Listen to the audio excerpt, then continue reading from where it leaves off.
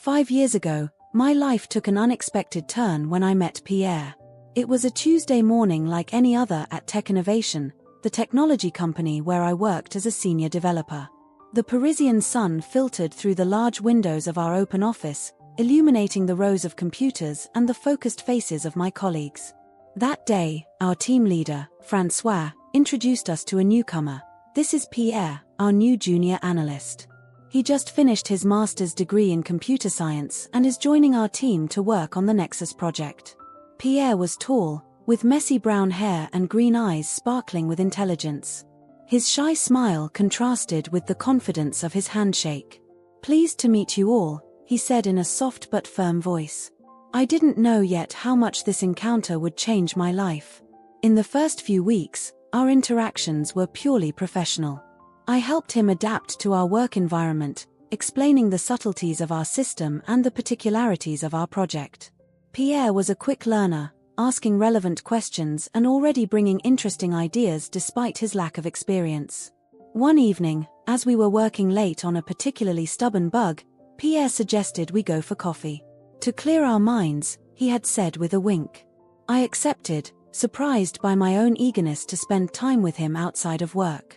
That coffee turned into a conversation that lasted for hours. We talked about our backgrounds, our passions, our dreams. I discovered that Pierre was not only brilliant in his field, but also a passionate photographer and an Italian cuisine enthusiast. For my part, I told him about my love for hiking and my project to write a science fiction novel one day. From that moment on, something changed between us. Our lunch breaks became special moments where we would meet, sometimes joined by other colleagues, but often just the two of us. Our professional discussions were interspersed with private jokes and knowing looks. 3 months after his arrival, Pierre invited me to dinner. No colleagues, no work, just you and me, he had specified, a glimmer of hope in his eyes. I accepted without hesitation, my heart racing. That first date was magical. Pierre took me to a small Italian restaurant hidden in an alley in the Marais. The dim candlelight, the intoxicating aroma of fresh pasta, and the soft sound of violin in the background created a perfect romantic atmosphere. We talked for hours, laughing, sharing our hopes and fears. At the end of the evening, under a starry Parisian sky, Pierre kissed me for the first time. It was sweet, tender, and full of promises. Our relationship evolved quickly after that. We were like two puzzle pieces that fit together perfectly. Of course, working together while building a romantic relationship wasn't always easy. We had to learn to separate our professional life from our personal life, to not let disagreements at work affect our relationship. From the beginning, the financial question arose. As a senior developer, I earned significantly more than Pierre, but that was never a problem between us. We decided to split our common expenses fairly, each contributing according to our means. Pierre always insisted on paying his share, refusing to let me support him as he jokingly said. I may be just a humble junior analyst, he often told me, but I'm capable of paying my rent and my morning croissant. I really liked this attitude. I admired his pride and independence, while appreciating his willingness to build something fair between us. The 2 years that followed were a whirlwind of happiness. We moved in together after 6 months, transforming a small apartment in the 11th arrondissement into our love nest. We traveled together, discovering the beaches of the French Riviera and the Alps mountains. We overcame our first arguments, learned to communicate, to understand each other. And then, one summer evening, as we were picnicking by the Seine, Pierre proposed to me. He had prepared a little speech, but emotion overwhelmed him and he could only utter a few words interspersed with tears of joy. "Marie, I love you. Will you marry me?" I said yes without hesitation, my heart overflowing with love and excitement for our future together. Our wedding took place the following year, a simple but moving ceremony surrounded by our friends and families. That day, watching Pierre pronounce his vows, I knew I had made the right choice. Despite our differences, despite the challenges that awaited us, we were ready to face life together, as a team. 5 years after our first meeting, I look back with tenderness and gratitude. Our story is not a fairy tale, it's made of ups and downs, compromises and learning. But it's our story, and I wouldn't change it for anything in the world. As our relationship with Pierre strengthened day by day, my professional career took off spectacularly. The years following our marriage were marked by a series of successes and promotions that transformed my professional life in a spectacular way. It all started about 6 months after our wedding. I was still a senior developer at Tech Innovation, working on increasingly complex and ambitious projects. One morning, Francois, our team leader, called me into his office. "Marie," he said with a smile, "I have a proposition for you. We're launching a major new project for an important client, and I'd like you to take charge of it as project manager." I was both excited and intimidated by this opportunity. "Do you really think I'm ready for this?" I asked, a bit hesitant. Francois laughed. "Marie, you're more than ready. You've proven your technical skills many times, and your natural leadership is no secret to anyone here. It's time to take the next step." I accepted the challenge with enthusiasm. That same evening, I shared the news with Pierre over a candlelit dinner I had prepared for the occasion. "That's fantastic, my love," he exclaimed, raising his glass for a toast. "I knew you were going to climb the ladder quickly. You deserve it so much." The following months were intense. Managing a team of 10 people, coordinating different aspects of the project, communicating with the client, all of this was new to me. There were moments of doubt, sleepless nights working on seemingly unsolvable problems. But Pierre was always there to support me, patiently listening when I needed to vent my frustrations, encouraging me when I doubted myself. The project was a resounding success. Not only did we deliver on time and within budget, but the client was so satisfied that they immediately signed up for another even larger project. This success did not go unnoticed within the company.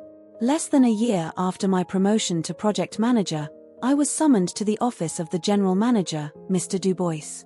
With Francois by his side, he announced that they wanted to promote me to the position of Chief Technology Officer.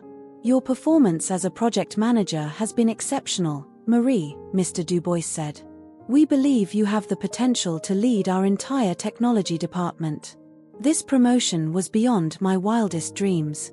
It came with a substantial salary increase that would triple my income in the space of 3 years. I was euphoric, but also a bit worried about how Pierre would react to this radical change in our financial dynamics. When I announced the news to him that evening, Pierre surprised me once again with his reaction. Instead of being jealous or uncomfortable, he was delighted for me. "I'm so proud of you, Marie," he said, hugging me tight. "You've worked so hard to get here. It's time to celebrate." We opened a bottle of champagne and spent the evening discussing what this promotion meant for us. Pierre insisted that we should continue to share our common expenses fairly, even if it meant that I would contribute much more to our joint savings. "What's yours is yours," he said. "I don't want you to feel obligated to spend more just because you earn more. We've always been equal in this relationship, and that shouldn't change." I was deeply touched by his attitude. Many men would have struggled to accept that their wife earned significantly more than them, but not Pierre. He was genuinely happy for me, and it only strengthened my love and respect for him. The months that followed were a whirlwind of activity. My new role as CTO was demanding, but incredibly rewarding. I had to learn to manage larger teams, develop long-term strategies for the company, negotiate with partners and suppliers. Each day brought new challenges and new learning opportunities. Meanwhile, Pierre's career was also progressing, albeit at a slower pace. He had been promoted to senior analyst and continued to do excellent work. We sometimes had conversations about how my promotion affected our dynamics at work, but we always managed to maintain a healthy separation between our professional and personal lives. With the significant increase in our income, we were able to realize one of our dreams: buying a house. We found a charming property in the Parisian suburbs, with a small garden and enough space to consider starting a family someday. The buying process was another opportunity for us to demonstrate our commitment to financial equality. Although I could have easily paid for the house alone, we decided to share the cost. Pierre insisted on contributing as much as he could, using all his savings and taking out a loan for his share. I respected his decision, understanding how important it was for him to feel that he was contributing significantly to our shared future. Our new house quickly became our sanctuary. After long days at the office, it was a pleasure to come home, cook together in our new kitchen, relax in our garden. We spent entire weekends painting the walls, arranging the rooms, transforming this house into our home. Despite the stress and long working hours that my new position entailed, I always made sure to maintain a balance between my professional and personal life. Pierre and I established a rule: no work after 8 p.m., except in absolute emergencies. We also started planning regular vacations, knowing it was important to take time for ourselves. One of my favorite moments from this period was a surprise trip that Pierre organized for our third wedding anniversary.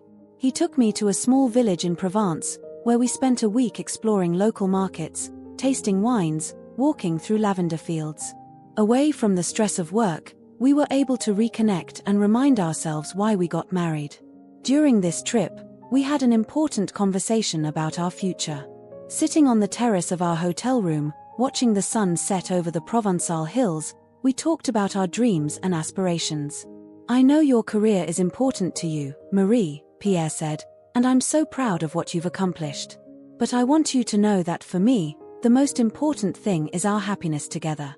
If you ever feel that your work is taking up too much space, don't hesitate to slow down. We don't need all this money to be happy." His words touched me deeply. "Thank you, Pierre," I replied. "You're right, our happiness comes first. I promise to always keep that in mind." Returning from this trip, I approached my work with a new perspective. Yes, I loved my role as CTO and I was proud of my accomplishments. But I also started to delegate more, to manage my time better, to ensure that my career didn't encroach on my personal life. 3 years after my promotion, I could look back with pride. Not only had I succeeded professionally, tripling my salary and successfully leading the company's technology department, but I had also managed to maintain a happy and balanced marriage. Pierre and I were stronger than ever, having gone through this period of change and growth together. As I looked at our comfortable home, thought about our solid relationship and our plans for the future, I felt deeply grateful. The rise of my career had been dizzying, but it was Pierre's constant support that had made it all possible. Together, we had proven that professional success and personal happiness could go hand in hand, as long as we kept the right priorities. With the rapid evolution of my career and the significant increase in my income, Pierre and I had to have a serious conversation about managing our finances. We agreed that our relationship was based on equality and mutual respect, and we wanted this to be reflected in our financial approach. One evening, after a quiet dinner at home, we settled in our living room, each with a glass of wine, ready to address this delicate subject. "Marie," Pierre began, "I think it's time we talk seriously about our financial situation. With your promotion and salary increase, things have changed a lot." I nodded, appreciating his frankness. "You're right. What do you propose?" Pierre took a deep breath. "I think we should continue to share household expenses equally. I know you earn much more than me now, but it's important to me to contribute equally to our life together." I was touched by his proposal. It was typical of Pierre to want to maintain his financial independence, even in the face of our growing income disparity. "I understand and respect that," I replied. "But are you sure it won't be too much of a burden for you? I don't want you to end up short of money just to maintain this equality." Pierre smiled. "Don't worry about me. My salary has also increased, even if not in the same proportions as yours. I can handle my share of expenses without problem." So we decided to maintain our initial arrangement: each would contribute equally to household expenses. This included mortgage payments, bills, groceries, and current expenses related to our home. However, we also agreed that for large purchases or vacations, we could adjust our contribution according to our respective means. It was a compromise that allowed us to maintain fairness while recognizing the reality of our financial situation. "And what about the rest of your salary?" Pierre asked. "You're going to have a significant surplus each month." I thought for a moment before answering. I was thinking of setting it aside for our future. Maybe invest part of it, and keep the rest as a precautionary savings. Pierre nodded approvingly. "That's an excellent idea. But I think we should keep our personal finances separate. What's yours is yours, Marie. You've worked hard for this salary, you should be able to dispose of it as you wish. This decision to keep our personal finances separate turned out to be one of the most important aspects of our agreement. It allowed us to maintain a certain financial independence while sharing household responsibilities fairly. In the months that followed, I started to implement a rigorous savings and investment plan. I opened several savings accounts, each dedicated to a specific goal, one for emergencies, one for our future projects, like having children or traveling, and one for our retirement. I also started to take a serious interest in investments. I read books, took online courses, and even consulted a financial advisor to help me develop a diversified investment strategy. I invested in a mix of stocks, bonds, and mutual funds, always making sure to maintain a balance between risk and security. Throughout this process, I kept Pierre informed of my financial decisions, even though we had agreed that these funds belonged to me. I wanted him to know that I was thinking about our shared future, even if I was managing this money independently. You know, I told him one evening as we were discussing my latest investments, all this money I'm setting aside, it's for both of us. I want us to have a secure financial future, together.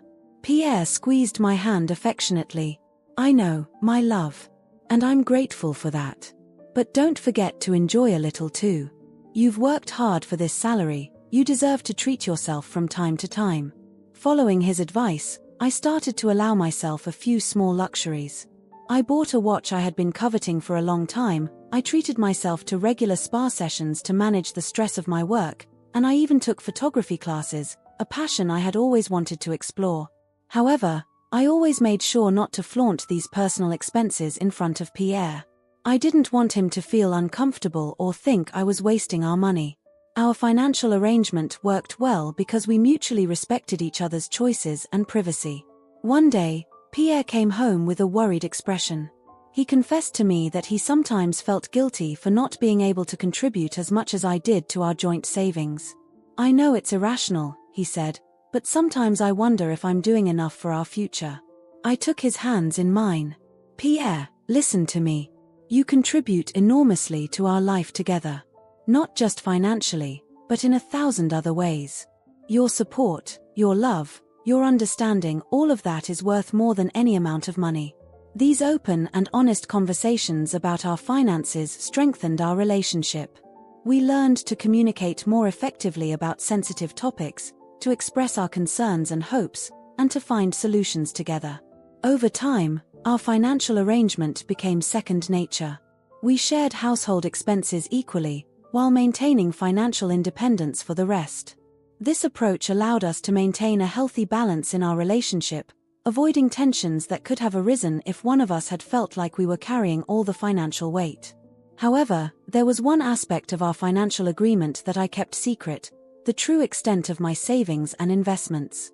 It wasn't out of lack of trust in Pierre, but rather out of respect for our decision to keep our personal finances separate. I knew Pierre was proud and independent, and I didn't want him to feel diminished or uncomfortable knowing the extent of my growing wealth. Sometimes, I wondered if I was making the right choice by keeping this information to myself.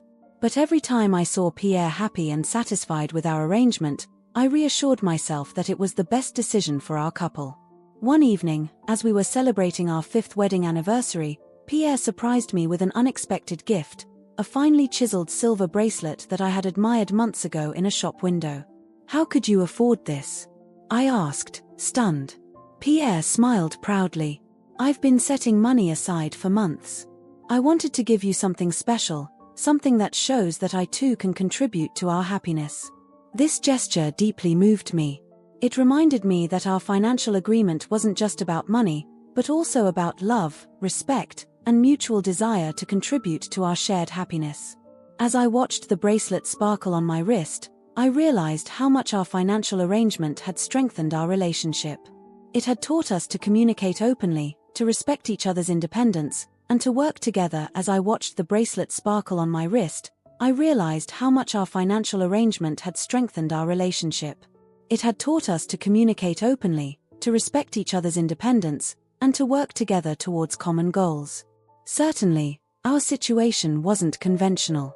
Many couples might have chosen to pool all their income together. But for us, This partial separation of our finances, combined with a fair sharing of responsibilities, was the key to a harmonious and balanced relationship. Ultimately, our financial agreement was much more than just a division of expenses. It was an expression of our commitment to each other, our mutual respect, and our desire to build a future together, each bringing our unique contribution to our shared happiness. Madame Leclerc, Pierre's mother, had always been an imposing figure in our lives. From the beginning of our relationship, I felt that she had difficulty fully accepting me. She was a woman in her 60s, with impeccably styled grey hair, always elegantly dressed, and endowed with a strong personality that left no one indifferent. I still remember our first meeting, a few months after the start of my relationship with Pierre. We were invited to dinner at her place, in her posh apartment in the 16th arrondissement of Paris. As soon as I crossed the threshold, I felt her scrutinizing gaze sizing me up from head to toe. "So, you're Marie," she had said in a tone that was meant to be polite but didn't completely hide her disapproval. "Pierre has told me a lot about you." The dinner that followed was a succession of barely veiled questions about my origins, my education, and my ambitions. I did my best to remain courteous and open, but I could feel that each of my answers was carefully analyzed and judged. Over the years, our relations remained cordial but tense. Madame Leclerc always seemed to find something to criticize about me. My way of dressing wasn't elegant enough for her taste, my cooking wasn't refined enough, my manners weren't distinguished enough. Despite all my efforts to gain her approval, nothing seemed sufficient. Pierre, caught between his mother and me, did his best to keep the peace. He often tried to temper his mother's criticisms of me, but that only reinforced her conviction that I was a bad influence on her son. "You've always been so ambitious, Pierre," I sometimes heard her say. "I don't understand why you're content with this analyst position when you could aim so much higher." These remarks hurt me deeply. Not only did they question Pierre's life choices, but they also insinuated that I was somehow responsible for what she perceived as a lack of ambition on his part. The situation reached its peak during a visit from Madame Leclerc to our home, about 3 years after our marriage. It was a Sunday afternoon, and we had invited her for tea. Pierre had gone out to run a last-minute errand, leaving me alone with her for a few minutes. As I was preparing tea in the kitchen, Madame Leclerc entered, her gaze scrutinizing every corner of the room. "This is a nice house you have here," she commented in a tone that suggested otherwise. "It must have cost a small fortune." I smiled politely, trying not to let myself be destabilized. "We're very happy here. Pierre and I worked hard to be able to afford it." It was then that her gaze fell on a bank statement that I had carelessly left on the counter. Before I could react, she had grabbed it and was glancing at it. "What's this?" she asked, her eyes widening as she saw the figures. "Why are there 2 separate bank accounts?" I felt my heart racing. Our financial arrangement had always been a private matter between Pierre and me, and I wasn't prepared to discuss it with his mother. "Madame Leclerc," I began, trying to keep my calm, "this is a personal document. Pierre and I have our own financial arrangements that suit us perfectly." But she wasn't listening to me. Her face had hardened, her lips pinched into a thin line of disapproval.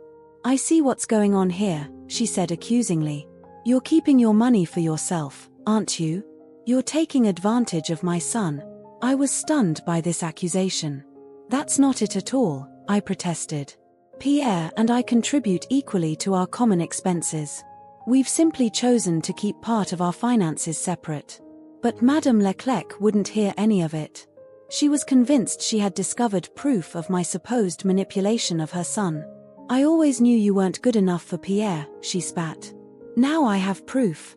You're letting him pay half of everything while you probably earn much more than him. It's pure exploitation." I was about to reply when Pierre returned. Seeing our tense expressions and the bank statement in his mother's hand, he immediately understood that something was wrong. "What's going on here?" he asked, his gaze passing from his mother to me. "Your mother saw our bank statement," I explained, trying to keep my calm. "She thinks our financial arrangement is unfair." Pierre took a deep breath, visibly uncomfortable. "Mom, our finances are a private matter between Marie and me. We are perfectly satisfied with our arrangement." But Madame Leclerc wasn't ready to let go. "Pierre, my dear, open your eyes. This woman is manipulating you. She's keeping all her money for herself while you pay half of everything. It's not fair. I saw the pain and confusion in Pierre's eyes. He was torn between his love for me and his respect for his mother. I wanted to intervene, to explain, but I realized it wasn't my place to do so. It was up to Pierre to defend our choice. And that's exactly what he did. In a calm but firm voice, he said, "Mom, I love you, but you need to understand that Marie and I are adults capable of making our own decisions. Our financial arrangement suits us perfectly. Marie isn't manipulating me, she's not taking advantage of me. We are equal partners in this marriage." Madame Leclerc seemed momentarily speechless, shocked by her son's firmness. Then, regaining her composure, she said, "I see she has completely indoctrinated you. Can't you see she's manipulating you?" It was too much for me. With tears in my eyes, I left the room, unable to bear any more accusations. I heard Pierre ask his mother to leave, followed by the sound of the front door closing. A few minutes later, Pierre joined me in our bedroom. He took me in his arms, whispering apologies for his mother's behavior. We stayed like that for a long time, seeking comfort in each other's presence. This confrontation left deep scars. The weeks that followed were tense, with Pierre torn between his love for me and his filial duty. Madame Leclerc continued to make disparaging remarks about me whenever she had the chance, convinced she was acting in her son's best interest. I tried not to let this situation affect our marriage, but it was difficult. I constantly felt judged, questioned. Sometimes, I wondered if our financial arrangement was really fair, if I shouldn't have insisted on pooling everything together. But every time these doubts assailed me, I remembered why we had made this choice. It was about mutual respect, independence, and trust. Our financial arrangement wasn't just about money, it was an expression of our vision of marriage and life together. Despite the tensions with his mother, Pierre remained firm in his support of our decision. He even took the initiative to have a serious conversation with her, explaining our arrangement in detail and asking her to respect our choices. This difficult period ultimately strengthened our couple. We learned to present a united front in the face of adversity, to defend our choices and our vision of life. And even if relations with my mother-in-law remained tense, Pierre and I were more united than ever. Madame Leclerc's interference in our financial affairs was a trial, but it also allowed us to reaffirm our commitment to each other and the strength of our relationship. We proved that our love and mutual trust were stronger than outside judgments, even those coming from family. The weeks following the confrontation with Madame Leclerc were tense. Pierre and I felt like we were walking on eggshells, carefully avoiding the subject of his mother and our finances. However, I sensed that something had changed. Pierre seemed preoccupied, distant at times, as if he was carrying a heavy burden. One evening, as we were dining in silence, I decided to break the ice. "Pierre, what's wrong? You seem so distant lately." He put down his fork, his gaze avoiding mine. "Marie, my mother has called me several times this week. She insists that we review our financial arrangement." My heart tightened. "And what do you think about that?" Pierre sighed deeply. "I don't know what to think anymore. She says I should assert myself, that I shouldn't contribute as much to household expenses given that you earn much more than me." I was stunned. After all these years, after all our discussions about equality and mutual respect, had his mother managed to sow doubt in his mind? "Pierre," I said softly, "you know that our arrangement has always been based on equality and mutual respect. We discussed this at length and agreed that it was the best solution for us." He nodded, but I could see he was torn. "I know, Marie.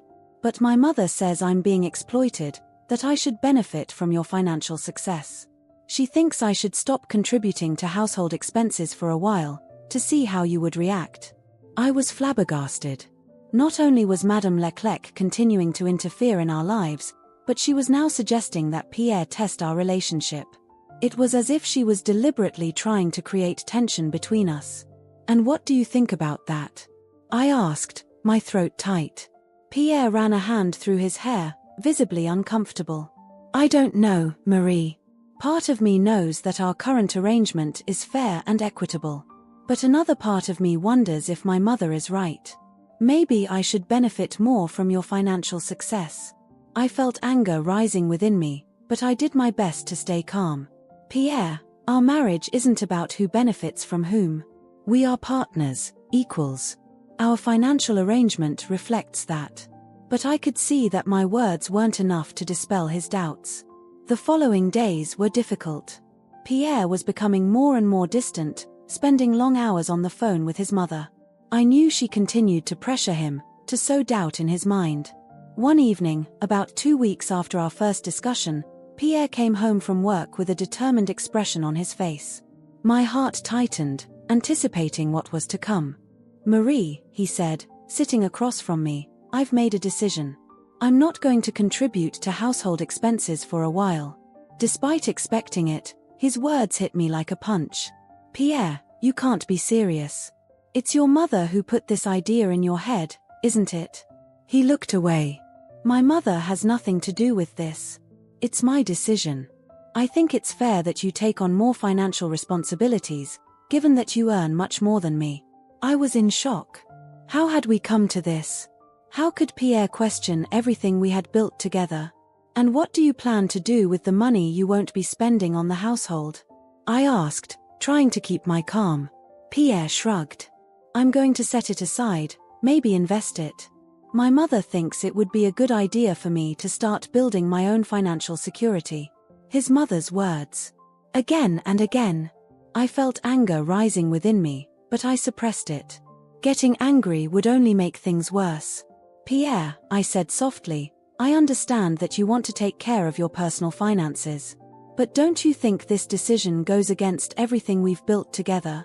Our marriage is based on equality and mutual respect, not on who earns the most." He looked uncomfortable, but he stood his ground. "I know it may seem unfair, Marie. But I think it's necessary. Just for a while, to see how it goes." I realized at that moment that Pierre was determined to go through with this experiment. Whatever I said, he wouldn't change his mind. His mother's manipulation had borne fruit. The days that followed were difficult. Pierre stopped contributing to household expenses, leaving me to manage everything alone. At first, I tried to maintain our usual standard of living, hoping that Pierre would quickly realize the absurdity of the situation. But as the weeks went by, I began to feel the weight of this additional financial burden. It wasn't so much a question of money. I had the means to cover all our expenses. It was rather the principle that hurt me. Every bill I paid alone, every shopping trip I made without his contribution, was a painful reminder of how our relationship had changed. Pierre, for his part, seemed almost relieved. He talked enthusiastically about the investments he was making with the money he was saving, following his mother's advice. He didn't seem to realize how much his behavior was hurting me. One evening, about a month after the start of this new arrangement, I decided I had had enough. I waited for Pierre to come home from work and confronted him. "Pierre," I said firmly, "we need to talk. This situation can't continue." He looked surprised. "What are you talking about?" I thought everything was fine. I took a deep breath to calm myself. "No, Pierre, everything is not fine. This new financial arrangement is destroying our marriage. You may not see it, but with each passing day, I feel more like your banker than your wife." Pierre looked shocked. "But I thought this was what you wanted. My mother said you would be happy to be able to contribute more, given that you earn more." I shook my head, tears in my eyes. "Your mother doesn't understand anything about our relationship, Pierre. It's not about money. It's about respect, equality, partnership. By stopping contributing, you've broken that balance." Pierre remained silent for a moment, seeming to reflect on my words. Then, slowly, I saw understanding dawn on his face. "Oh God, Marie," he murmured. "I'm so sorry. I didn't realize. I was so focused on trying to prove something to my mother that I didn't see what I was doing to our marriage. It was as if a dam had broken. All the emotions I had repressed over the past few weeks came pouring out. I cried, I shouted, I expressed all my frustration and pain. And Pierre listened to me, really listened, for the first time in weeks. When I finally finished, exhausted but relieved, Pierre took me in his arms. "I'm so sorry, Marie," he repeated. I've been stupid. I let my mother manipulate me, make me doubt us. But you're right. Our marriage is based on equality and mutual respect. I want to go back to our old arrangement. I nodded, relieved but still hurt. Pierre, I'm glad you finally understand. But this can't happen again. We need to establish clear boundaries with your mother. She can't continue to interfere in our marriage like this. Pierre nodded solemnly. You're right. I'll have a serious conversation with her. I'll make her understand that our financial decisions are ours and ours alone. That night, as we lay side by side in our bed, I realized how close we had come to disaster. Madame Leclerc's plan had almost succeeded in separating us. But in the end, our love and commitment to each other had proven stronger than her manipulations. The next morning, Pierre kept his word. He called his mother and made it clear to her that her interference in our marriage had to stop. It wasn't an easy conversation. I heard raised voices and protests, but Pierre remained firm. When he hung up, he looked exhausted but relieved. It's done, he said. I told her that our financial decisions were ours and that if she couldn't respect them, we would have to limit our contact. I was proud of him. I knew how difficult it must have been for him to stand up to his mother. But it was necessary to preserve our marriage and our happiness. In the days that followed, we worked together to re-establish our old financial arrangement. Pierre started contributing equally to household expenses again, and we even decided to be more open with each other about our personal finances. This experience, as painful as it was, ultimately brought us closer together. We learned to communicate more effectively about sensitive topics, to express our concerns and hopes, and to find solutions together. Over time, our financial arrangement became second nature. We shared household expenses equally, while maintaining financial independence for the rest.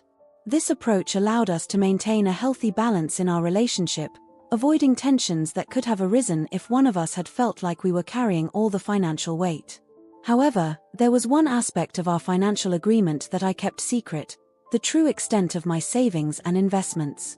It wasn't out of lack of trust in Pierre, but rather out of respect for our decision to keep our personal finances separate. I knew Pierre was proud and independent, and I didn't want him to feel diminished or uncomfortable knowing the extent of my growing wealth.